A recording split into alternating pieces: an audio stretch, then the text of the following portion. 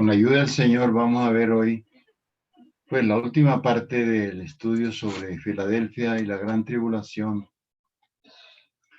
porque llegamos al versículo 10 de Apocalipsis 3 de la carta del Señor a Filadelfia.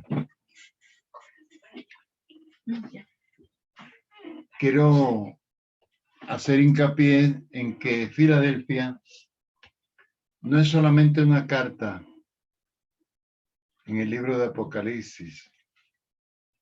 Filadelfia tampoco es solamente una iglesia en el tiempo primitivo, en la localidad de Asia Menor llamada Filadelfia. Filadelfia es el estadio de la iglesia del Señor, el estadio tal vez final, donde el Señor está restaurando todas las cosas perdidas, restaurando la comunión de los santos, restaurando en realidad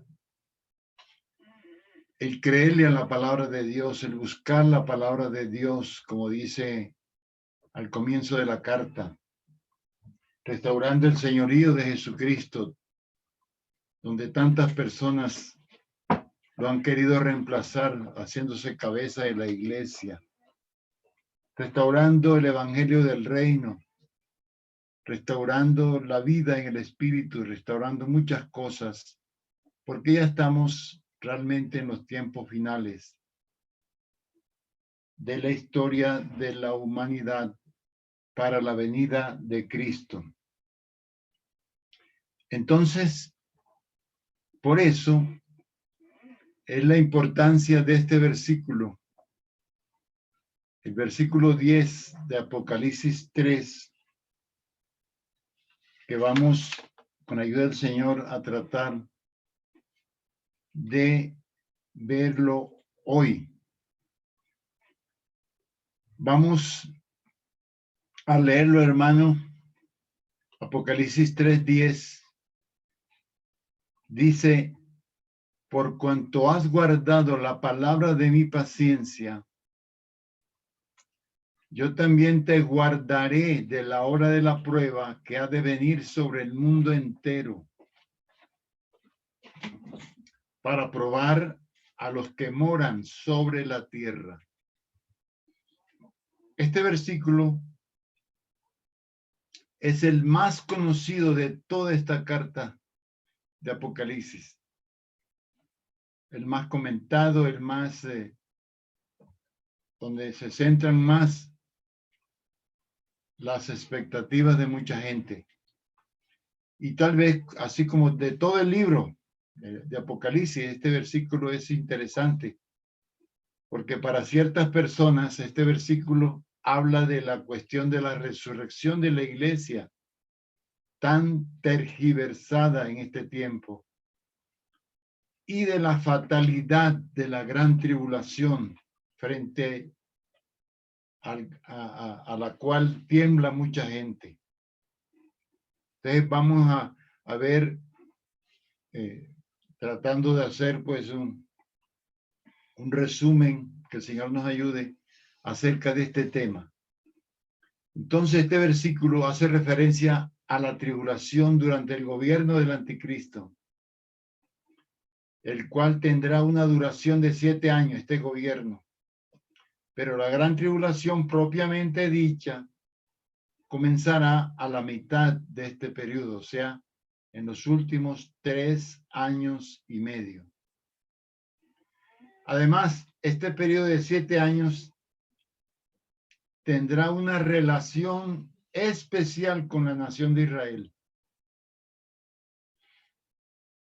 Porque además de traer un periodo extremadamente crítico de sufrimiento para el mundo entero, pues lo tendrá en particular con la nación llamada Israel, la nación que comenzó a existir en este tiempo, el 14 de mayo de 1948, día en que comenzaron los días finales. Entonces, antes que todo, debemos tener en cuenta que de esas 7 situaciones o 7 estadios de la iglesia narradas en estas 7 cartas de Apocalipsis, óigase bien, las únicas que estarán presentes en el tiempo de la gran tribulación serán las de Filadelfia y Laodicea.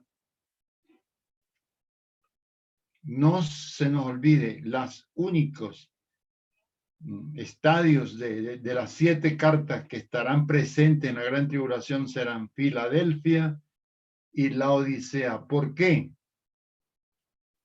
Porque de las 7 cartas, los 3 primeros periodos ya no existen. Inclusive, el Señor no menciona su segunda venida ni en la carta a Éfeso, ni la de Esmirna, ni la de Pérgamo. No la menciona porque esos periodos ya terminaron en la historia. Luego sigue Tiatira y Sardis. Nosotros sabemos que Tiatira es la gran conformación de una estructura religiosa muy lejos de los parámetros de las escrituras, del propósito de Dios, donde están grandes, digamos, partes de lo que llaman el cristianismo, como son el Vaticano y toda su parafernalia, y todas esas iglesias de anglicanas y ortodoxas y demás. Pero además está Sardis. Sardis es la conformación de las estructuras religiosas que surgieron a partir de la Reforma, donde hay las grandes denominaciones estructuradas. El Señor mira a los hermanos, no a las estructuras. Y nosotros sabemos por Apocalipsis 17:16 que los aliados del anticristo, los que han de entronizar al anticristo, van a destruir a la gran ramera. Está en Apocalipsis 17:16, de manera que esas estructuras de Tiatira y Sardis narradas en esas cartas no van a estar presentes en la gran tribulación, porque incluso en el segundo libro de Pablo a los tesalonicenses, las cartas, dicen en el capítulo 2 que el anticristo va a perseguir, a destruir todo lo que se llame Dios o es objeto de culto, de manera que esas estructuras serán barridas de la tierra. Entonces, ¿qué quedará? Pues queda la gente, las personas, las estructuras van a ser barridas, pero hay gente de Dios que se van a reunir entonces fuera de esas estructuras, en las casas, en las cuevas, en fin, lejos de los grandes conglomerados sociales, que es lo que el Señor está restaurando hace 200 años para acá, para que la gente entienda que lo que Él quiere es templos vivos. Nosotros somos templos vivos de Dios, y eso es lo que el Señor está restaurando en este tiempo. De manera que ya podemos entender que todas esas personas que salgan de esas estructuras, pues seguirán siendo bajo el estadio que está conformado y está dibujado en la carta a Filadelfia. En la carta de Filadelfia no se menciona estructura alguna. Entonces, cuando tú empiezas a leer la carta de Filadelfia, dice que has guardado mi palabra y no has negado mi nombre. Ya no hay cabezas visibles que reemplacen al Señor, sino que el Señor es la cabeza de la iglesia ya en el estadio de Filadelfia. ¿Y qué tiene que ver entonces la Odisea? Pues la Odisea es la otra parte que existirá en ese tiempo. Filadelfia es la iglesia fiel al Señor. La Odisea es la iglesia infiel, la iglesia de la gran apostasía.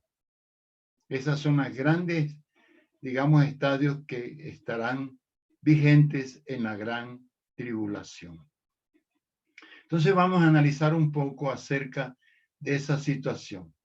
Cuando dice en el versículo 10, has guardado la palabra de mi paciencia, pues no hay un acuerdo general sobre el significado de esa expresión. ¿Para qué vamos a decir nosotros tenemos el verdadero significado? No, no lo hay. Entonces, a continuación vamos a ofrecer, digamos, las principales ideas acerca de la cuestión esta de has guardado la palabra de mi paciencia. Se puede ofrecer algunas ideas acerca de esto.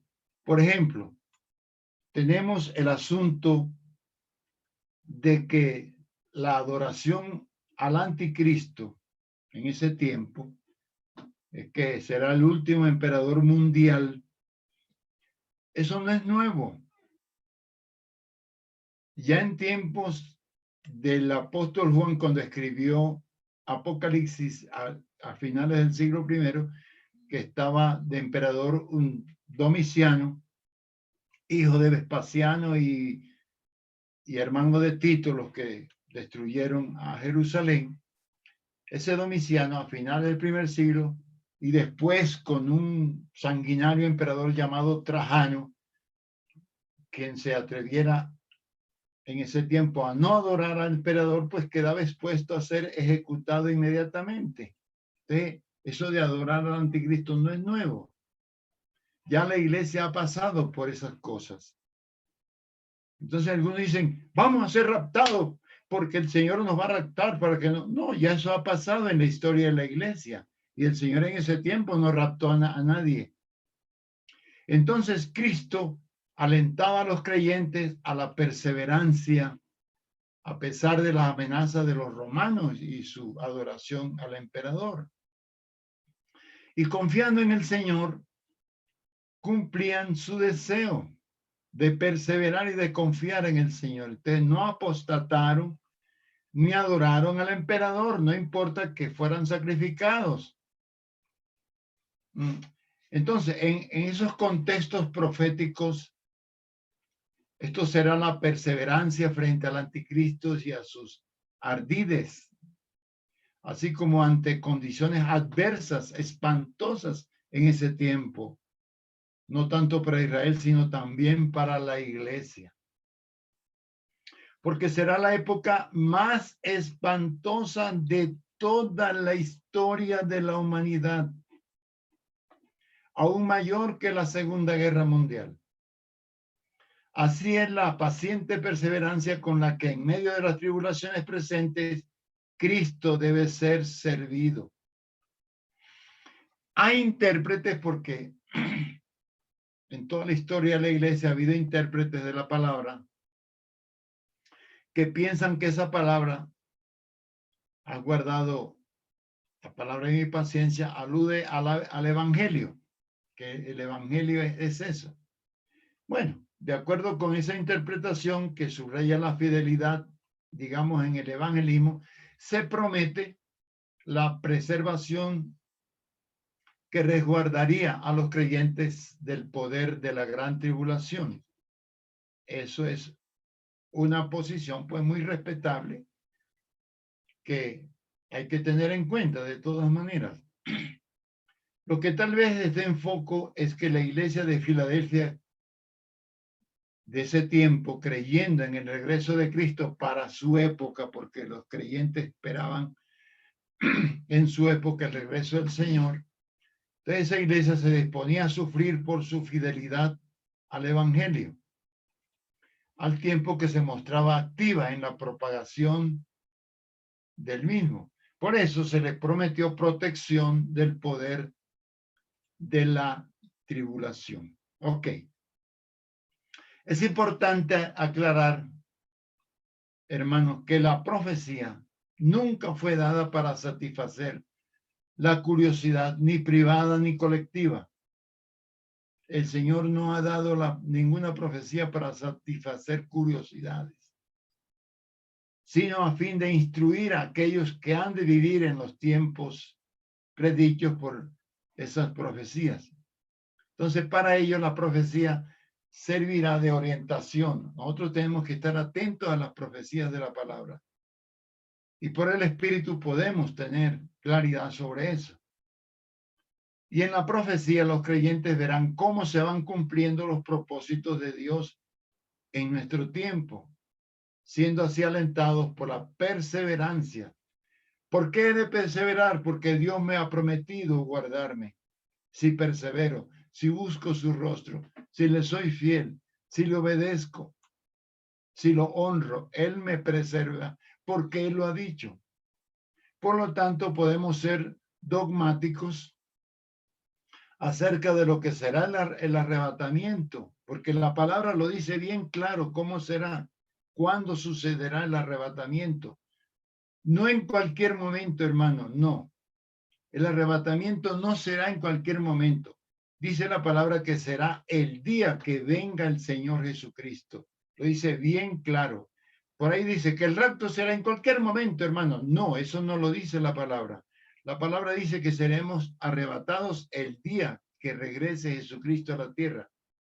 Eso está bien claro en la palabra de Dios. Entonces la exactitud de sus profecías es prueba de la inspiración de la Biblia. Por eso se pueden afirmar que estamos ya viviendo los comienzos de los tiempos finales de en nuestro propio periodo de vida terrena, digamos, en esta generación. Es posible que veamos unas cosas ya escatológicas. Por ejemplo, la presente pandemia que está sufriendo la humanidad en todos los rincones de la tierra, eso está profetizada por el Señor para este tiempo. Allá en Mateo 24 se puede ver. Allí el Señor se refiere a la situación en los tiempos previos a la gran tribulación. Por ejemplo, en Mateo 24, 7, y lo voy a leer, dice, porque se levantará nación contra nación y reino contra reino. Dice, y habrá pestes y hambres y terremotos en diferentes lugares. Y dice en Lucas 21:11, dice, y habrá grandes terremotos. Dice, y en diferentes lugares hambres y pestilencias. Y habrá terror y grandes señales del cielo. Vemos que cada vez que avanza el tiempo, la maldad se profundiza y los demonios están hay más libertad en la esfera de los demonios para llevar a la humanidad a algo profundamente doloroso. Algunas enseñanzas pregonan que el hombre va mejorando y evolucionando gradualmente y que al ir mejorando va produciendo paz y prosperidad permisibles, pero delante de nuestros ojos estamos viendo que eso es una ilusión. A medida que haya esa tecnología y ese desarrollo científico, la perversidad se hace más profunda, hermanos. Para que haya paz y justicia social es necesaria la intervención divina. De otra manera no la hay. Todos esos que pregonan que van a traer para el pueblo prosperidad es lo que traen es ruina. Eso lo estamos viendo nosotros frente a nuestros propios ojos. Pero esa intervención de Dios será precedida por los más horribles acontecimientos que el mundo ha de vivir. Y ya lo que se está viendo es que se están, digamos, organizando los que tienen digamos, los millones,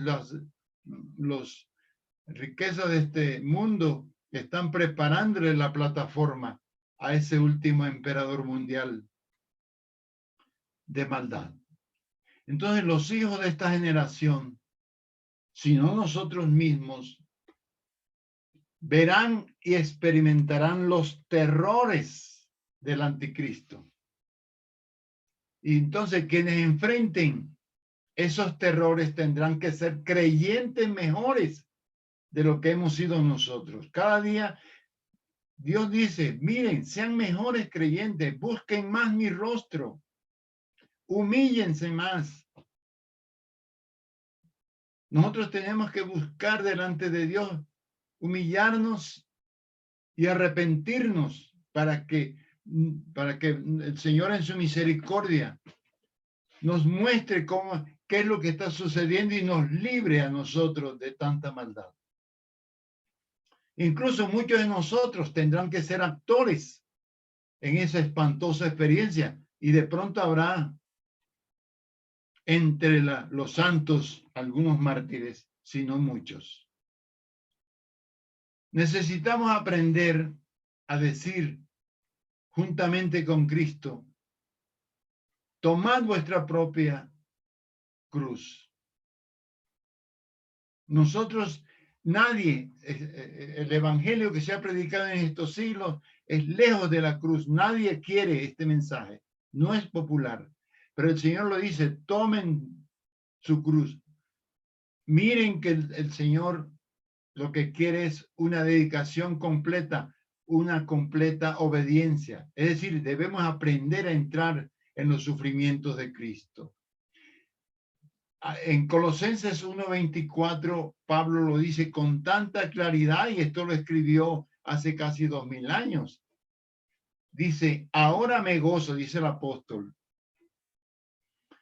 En Colosenses 1:24 dice, ahora me gozo en lo que padezco por vosotros.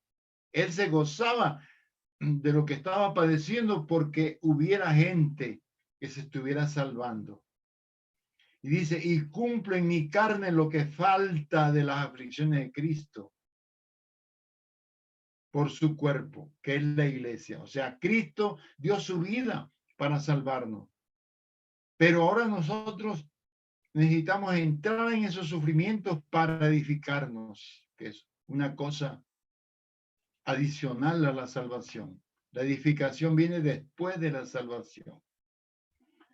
Y dice, las palabras, cuando dice, yo también te guardaré de la hora de la prueba que ha de venir sobre el mundo entero, dice el versículo 10 de Apocalipsis 3, dice, eso es claro que se refiere a esa porción de la iglesia que cumpla con los requisitos descritos en la carta a Filadelfia.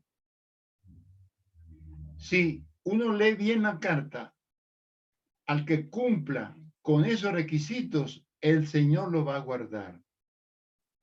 Eso no significa necesariamente que la iglesia escapará de aquel periodo crítico de 7 años. No, mediante el arrebatamiento. No, pues solamente la Escritura, la Santa Biblia, registra un solo arrebatamiento en toda la iglesia. No son varios arrebatamientos, uno solo. Dice la primera resurrección, después viene la segunda resurrección. Habla de una sola. Y ese evento se cumplirá el día del regreso del Señor. Yo quisiera que leyéramos eso. La iglesia tendrá que enfrentarse al anticristo y tendrá que atravesar todo aquel periodo que con razón se puede denominar tribulación. Entonces vamos a leerlo. No lo vamos a comentar de profundidad porque no hay tiempo para otro tema. Pero vamos a leer en la primera carta de Pablo a los Tesalonicenses, capítulo 4, de los versículos 13 al 17.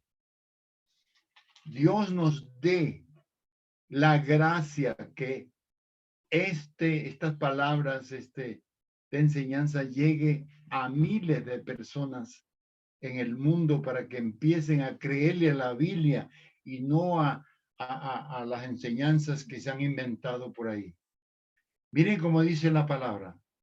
Primera Tesalonicenses 4, 13 al 17, dice, tampoco queremos, hermanos, que ignoréis acerca de los que duermen, o sea, de los que ya han gustado la muerte física, que son del Señor, para que no os entristezcáis como los otros que no tienen esperanza, o sea, como la gente del mundo. Algunas personas no quieren morir de ninguna manera porque no saben para dónde van. Pero nosotros sí sabemos. Dice, porque si creemos que Jesús murió y resucitó, así también traerá Dios con Jesús a los que durmieron en él. Los traerá. ¿Cómo? ¿Cuándo los traerá? Cuando Él venga. Los traerá. El día de su regreso lo va a traer. Él no viene antes ni después, sino el día de su regreso, de la parucía, la segunda venida de Cristo, los traerá. Los que están en el paraíso, los traerá el Señor.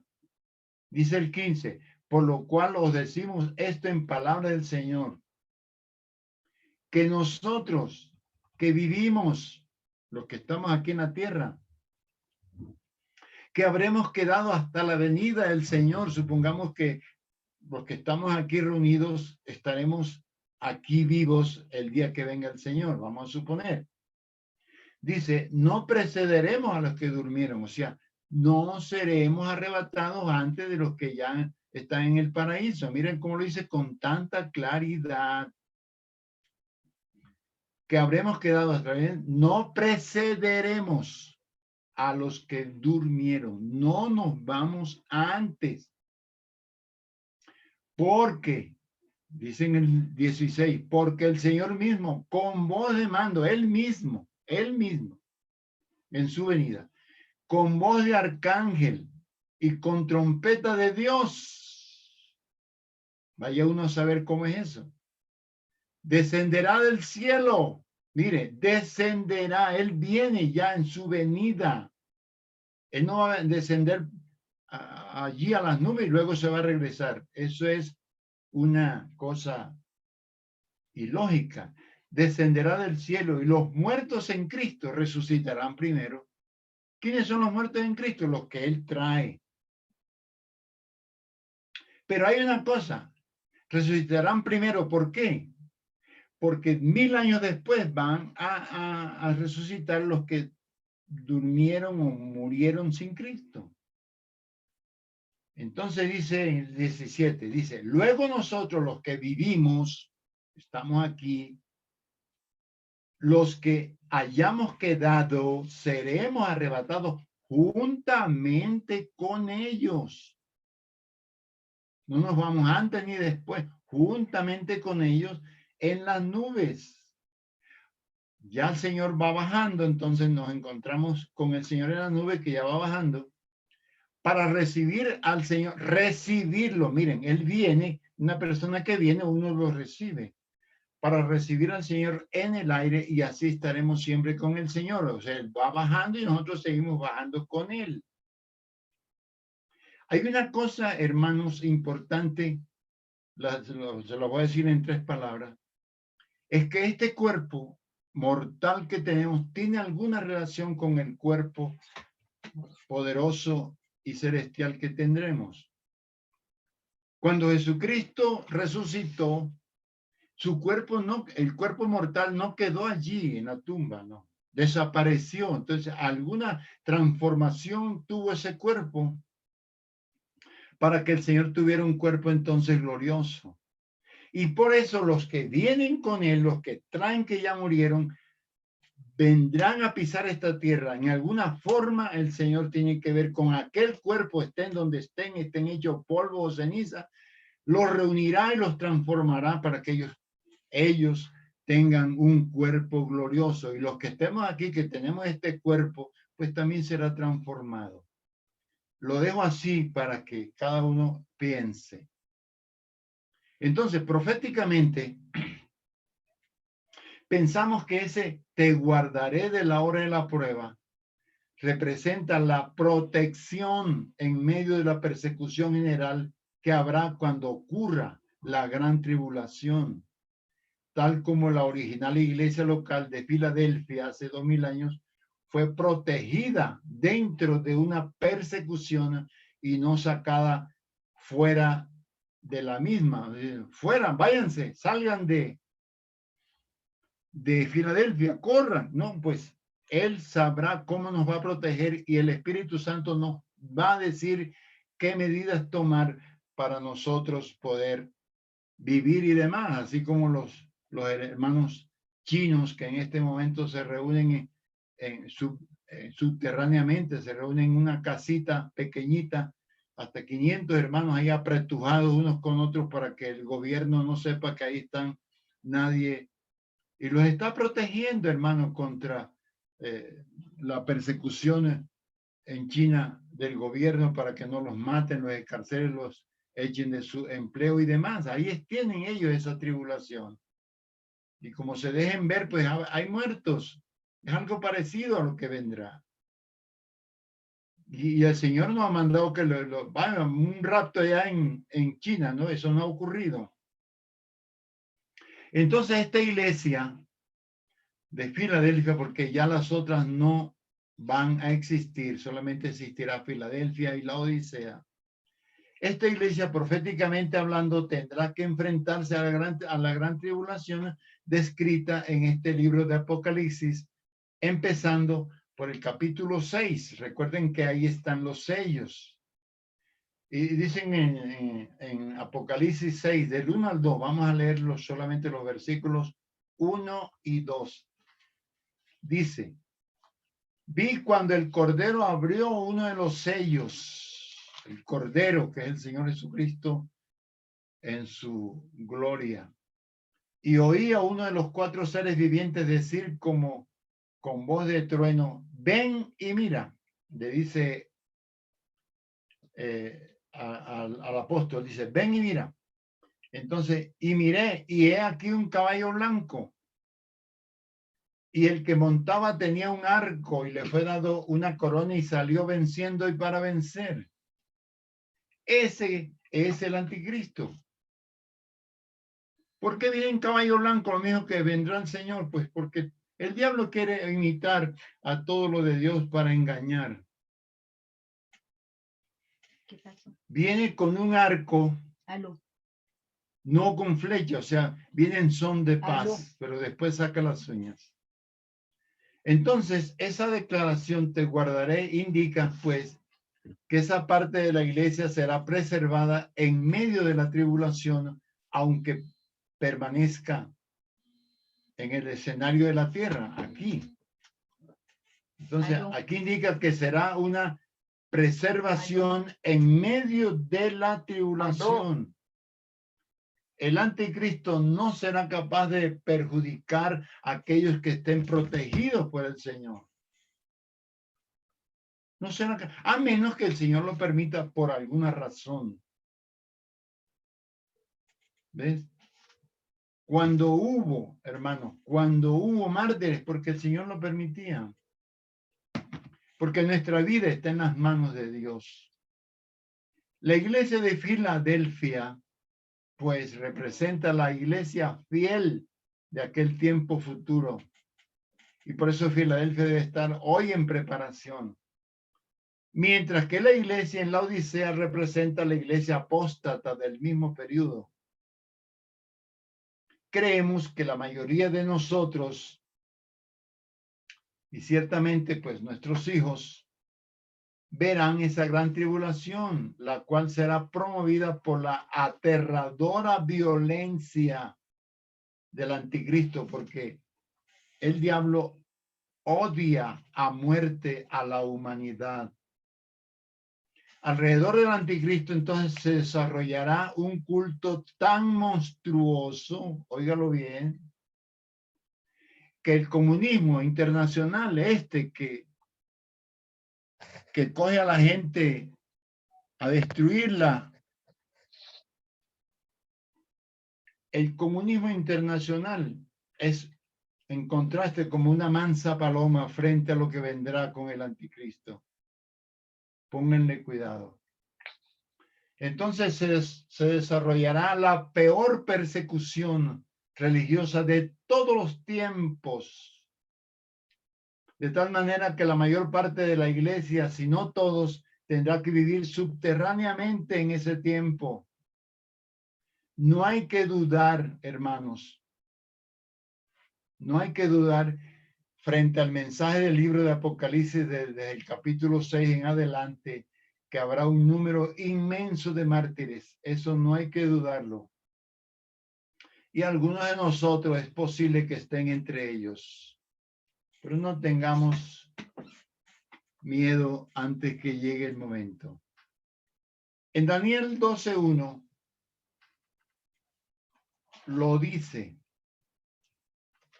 En Daniel 12:1 dice, en aquel tiempo se levantará Miguel, o sea, Miguel será levantado.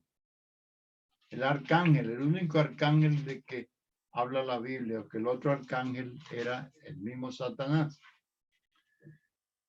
El gran príncipe que está de parte de los hijos de tu pueblo, o sea, quien guarda a Israel en este momento es Miguel con sus huestes. Miguel. Eso hay revelación en la Biblia, sobre todo en el libro de Daniel. Dice, y será tiempo de angustia, miren, angustia, cual nunca fue desde que hubo gente hasta entonces, o sea, será peor la mortandad de judíos que en la Segunda Guerra Mundial. No lo digo yo, lo estamos leyendo en la palabra. Pero en aquel tiempo, aleluya, será libertado tu pueblo, o sea, Israel. Todos los que se hallen escritos en el libro, porque Israel, lógicamente, que tendrá conciencia que el único que los puede salvar es el que está llegando, se llama Jesucristo, al que ellos crucificaron y han negado en toda la historia. Sin embargo, en medio de todo aquel horror, Dios tiene el propósito de preservar en vida un remanente para efectos del testimonio. Incluso hay unos 144,000 sellados, que ese es otro tema. Y esa es una de las promesas recibidas por la iglesia de Filadelfia. Parece indiscutible que la iglesia necesita esa tribulación, la necesita para que se purifique. Porque de palabra como que no lo quiere entender. Para que se purifique antes de encontrarse con el esposo que viene. Se dice que en la antigüedad las novias tomaban un baño ritual antes de la boda, como para purificarse. Solo después eran preparadas para la ceremonia del matrimonio porque ya estaba llegando el esposo. Ya estaban purificadas, entonces las organizaban para la boda. La iglesia, la esposa de Cristo, no podrá ir al encuentro del esposo sin cumplir ese requisito. Entonces tenemos que entrar ahora en realmente en nuestra conciencia, en nuestro interior, en nuestras entrañas, en nuestro corazón, la idea fuerte de buscar al Señor para una gran preparación. La gran lección de esta carta de Filadelfia es la prominente necesidad de preparación. No le crean a los hombres, créanle a Dios, créanle a la palabra. La preparación para la segunda venida de Cristo. La venida de Cristo hay que amarla. Necesitamos estar preparados para ir al encuentro del esposo, sin importar cuándo vuelva. Necesitamos estar preparados para enfrentar la gran tribulación si estamos destinados a atravesar tal horrible acontecimiento. Entonces, la mejor preparación es la espiritual, o por lo menos es lo principal. Cuando en nosotros ocurre un desarrollo espiritual, cuando nuestros ojos son abiertos, Eso tiene trascendencia en todos los aspectos de nuestra existencia, de todos nuestros pasos, de todos nuestros pensamientos, de todas nuestras aspiraciones, de todo. Eso lo marca. Perfeccionar cada día nuestra comunión con el Señor, pues es el que nos puede indicar cada paso a seguir de ahora en adelante. Hermano, indefectiblemente el pueblo de Israel tendrá que atravesar y sufrir esa gran tribulación. Es triste saber que Tel Aviv, la primera ciudad fundada por los judíos, incluso antes del 14 de mayo del 48, es la capital mundial del homosexualismo, y como dicen ellos, del orgullo gay. Eso es triste, eso es para llorar. Entonces, frente al anticristo, la existencia misma de la nación israelí es o será amenazada. Él quiere acabar con Israel en primera instancia. Pero una intervención divina ha de librar al pueblo de Israel. Eso está escrito. E Israel se convertirá en una nación cristiana. La señal del Hijo del Hombre aparecerá en el firmamento, anunciando su intervención poderosa, divina. Esta señal es el Señor mismo que desciende cabalgando un caballo blanco. Allá en Apocalipsis 19:11, ahí está narrada pues la venida del Señor en todos sus detalles. En el versículo 11 de Apocalipsis 19 dice, entonces vi el cielo abierto. O sea que lo que nosotros veremos le fue mostrado a Juan.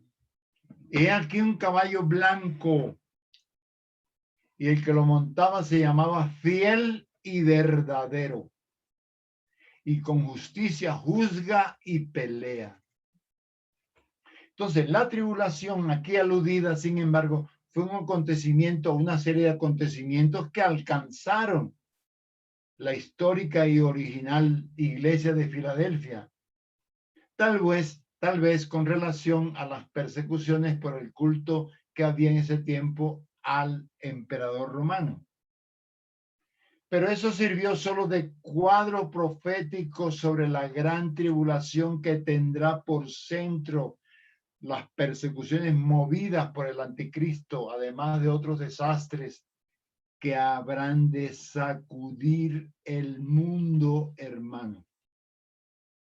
Nosotros, hermanos, si oramos, cada día veremos esto más claro. La tribulación comenzará a la mitad del gobierno del anticristo, después de la construcción del templo de Jerusalén. Dice en Mateo 24:15, y esto está muy relacionado con Daniel 9:27. El Señor aquí se refirió, eso son palabras del Señor, pero eso se refirió a Daniel 9:27. Entonces, leamos Mateo 24:15, dice, por tanto, cuando veáis en el lugar santo la abominación desoladora de que habló el profeta Daniel, el que le entienda. Y ahí sigue leyendo, hermano, sigue diciendo cosas. Ok. Entonces, la prueba, ¿cuál es la abominación? Pues que el anticristo entrará en el lugar santísimo, él, para que lo adoren como a Dios. Ahí será la señal de la perversidad de este sujeto. Ok. Entonces, la prueba que ha de venir al mundo entero. Vamos a hablar un poquitico de eso. El autor sagrado, sea Juan, esperaba tales sucesos para que se cumplieran durante su propio periodo de vida terrena. O sea, para él en muy breve tiempo, para él y para los que creyeran en la inminente venida del Señor. Entonces los cristianos primitivos no tenían idea de alguna prolongada era de la iglesia, ya lleva 2000 años, y por eso suponían que la segunda venida de Cristo vendría aún durante su propio periodo de vida en la carne. De las palabras que ha de venir sobre el mundo entero se revisten de significación especial para nosotros porque nosotros estamos viendo cómo se están cumpliendo los requisitos para eso. Porque nuestra generación es la que verá el cumplimiento de todas estas cosas. El Señor está a las puertas, hermanos. Y esta no es una frase de cajón. Eso es la realidad. El Señor está a las puertas, pero antes vendrá algo terriblemente desastroso.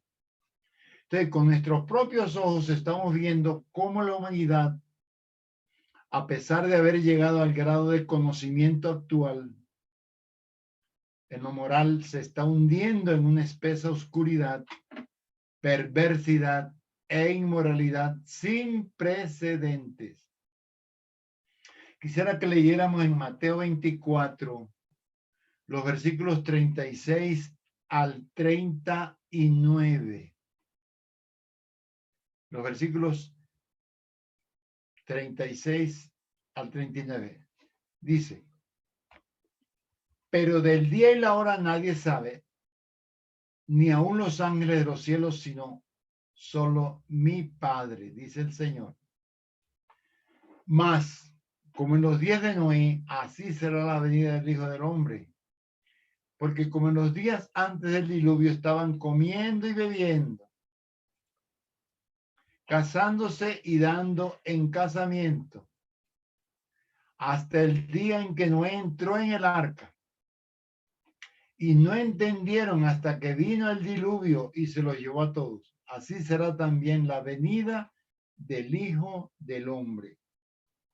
Hay ciertas partes de la Biblia que dice que la gente verá, porque el Señor no verá con una velocidad tremenda. Él viene muy lentamente.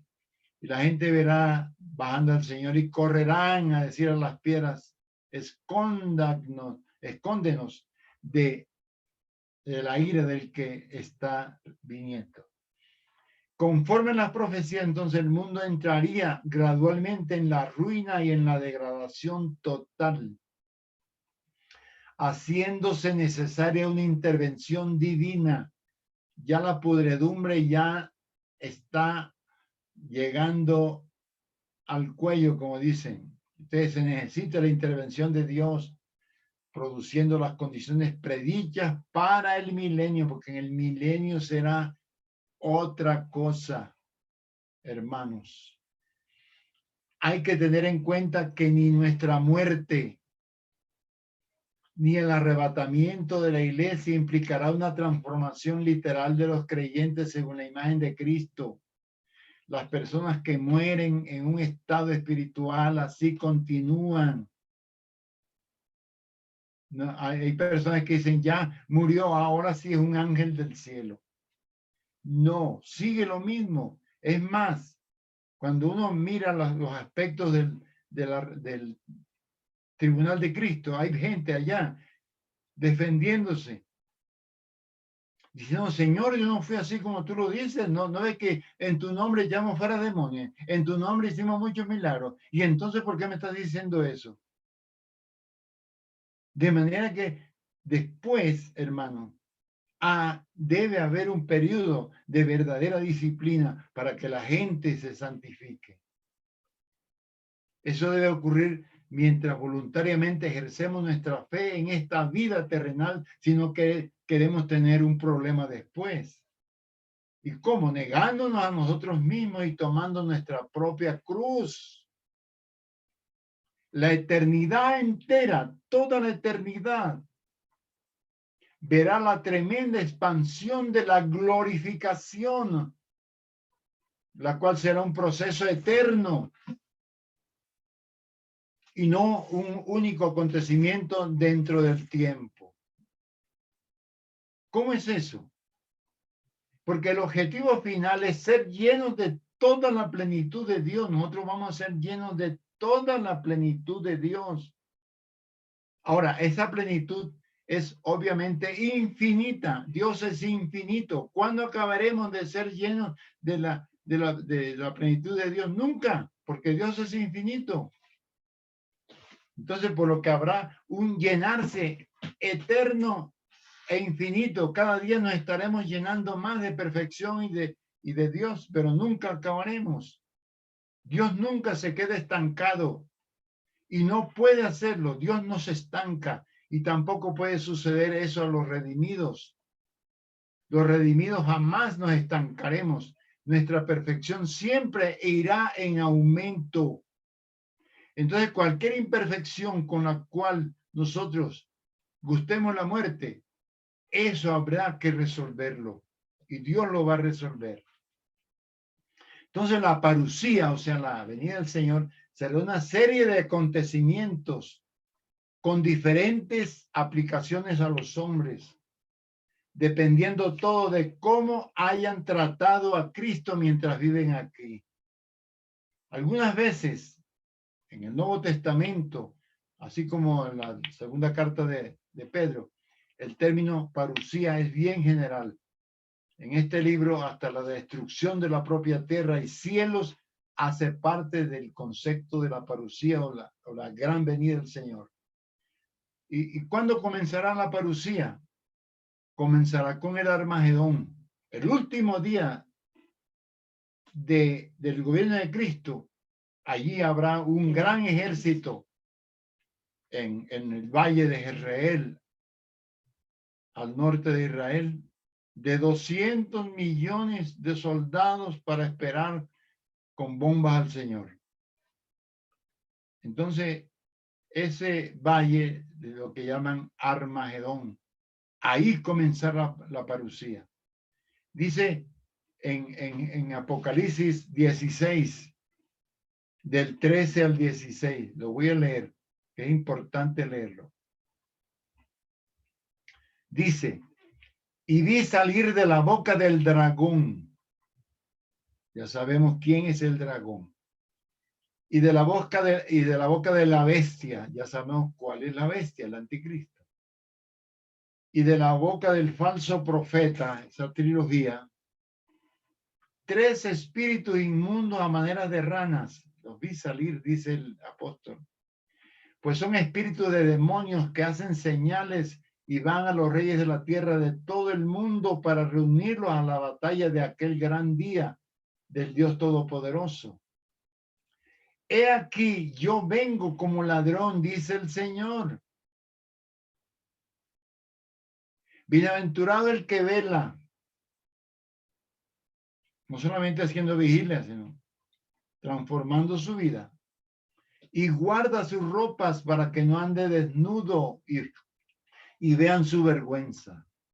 Y dice el versículo 16, y los reunió, cuando ellos hacen ese recorrido por todas las naciones, y los reunió en el lugar que en hebreo se llama Armagedón. Ahí comienza la parucía del Señor Jesús. Juan le da el nombre de Armagedón a la gran batalla al fin de los tiempos, en la que lucharán las fuerzas del bien y la del mal. Pero el mal será derrotado y destruido. Dios triunfará. Cristo tendrá una victoria aplastante en esta batalla en su segunda venida, que señalará el comienzo de su reinado de 1000 años sobre la tierra. Bendito el nombre del Señor. Entonces, amados hermanos, nosotros, si el Señor todavía no nos lleva, entremos más en la vida de la iglesia, en ese estadio llamado Filadelfia, y si hemos de ver nosotros estos grandes acontecimientos finales, y si de pronto el Señor nos prolonga la vida y estemos aquí por la venida del Señor, estemos por la misericordia del Señor preparados. Que el Señor nos ayude. El Señor les bendiga, amados hermanos. Amén.